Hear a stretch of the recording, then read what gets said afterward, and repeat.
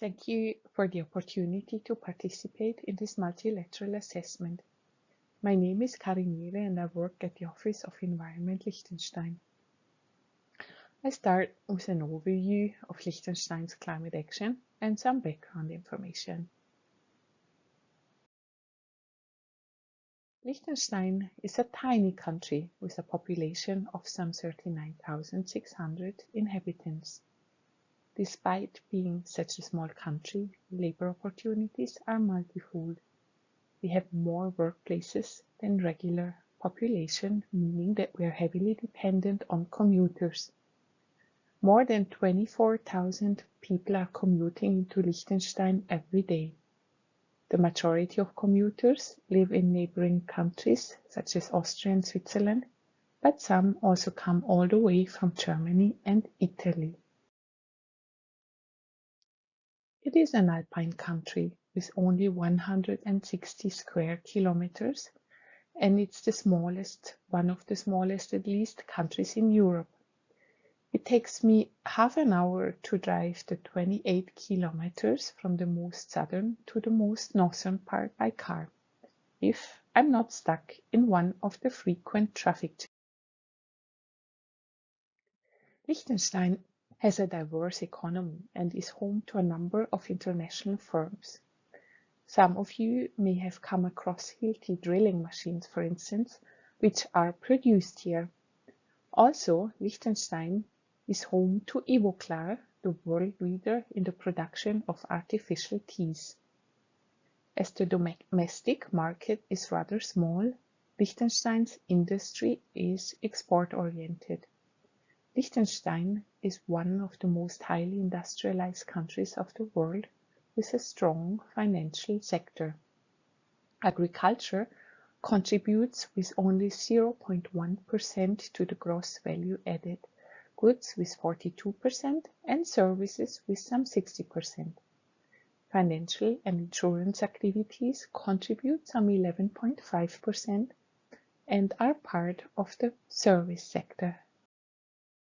Since 1990, when Liechtenstein has started reporting its greenhouse gases, a stark increase in the GDP and population size has been recorded. At the same time, Liechtenstein managed to decouple its economic growth from its greenhouse gas emissions. Liechtenstein's emissions have decreased by 30% compared to 1990. Emissions peaked in 2008. Liechtenstein has met the Kyoto targets also by using units from market-based measures. Liechtenstein is on path to reach its 2030 emission reduction target of 55%, whereby at least 40% shall be reduced domestically. Liechtenstein's greenhouse gas inventory shows that the energy sector is the most important source of greenhouse gas emissions.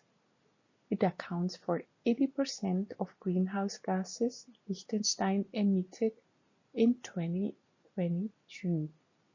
Our measures are therefore heavily focused on the energy sector. However, the climate strategy, which has been adopted by Parliament in 2023, also covers activities in the agriculture, IPPU, and waste sectors. The main legislative act is the CO2 Act with the levy on fossil fuels, which is currently under revision. The revised act, which introduces tighter measures on the import of vehicles and higher levies overall, will take force as of 1st of January 2025.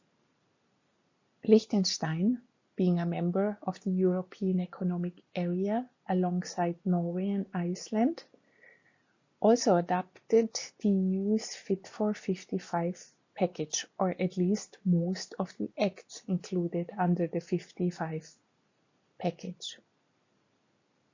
Liechtenstein is also participating in the EU emission trading scheme.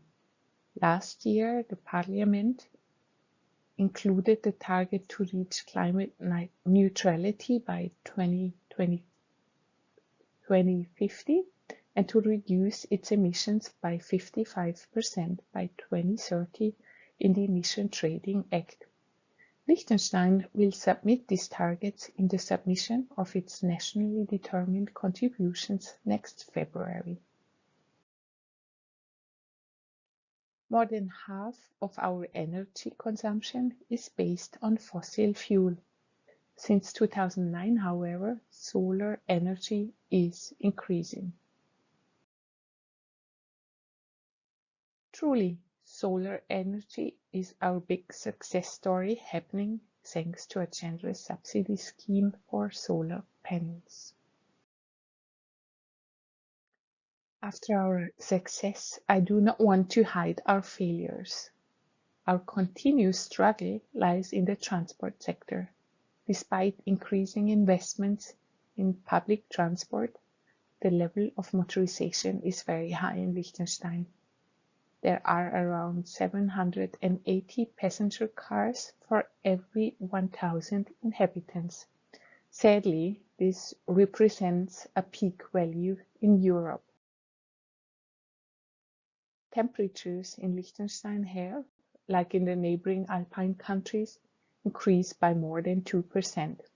Beautiful snow landscapes, such as the one depicted on these pictures, are getting rare, but we have been spared from major catastrophes, not the least thanks to identified adaptation measures reflected in the adaptation strategy, which is currently being updated.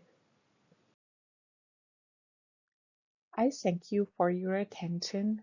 I will be available for questions at COP29 in Baku and look forward to meet you there in person.